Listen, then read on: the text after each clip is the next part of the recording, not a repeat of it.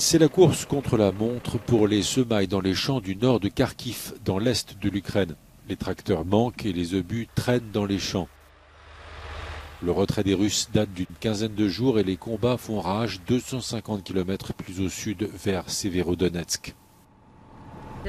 On est dans cette situation parce qu'on manque de machines. Il y a bien des terres qui ne sont pas minées, mais on n'a rien pour les exploiter. Toutes les machines sont détruites, le matériel le plus important est détruit.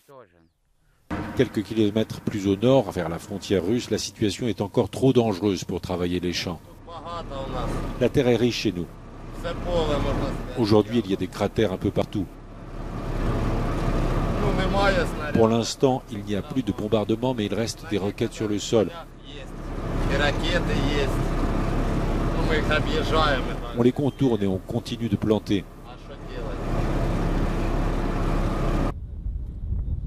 La Russie assure que dans le sud de l'Ukraine, le port de Mariupol, désormais sous son contrôle, est techniquement à nouveau en mesure de fonctionner.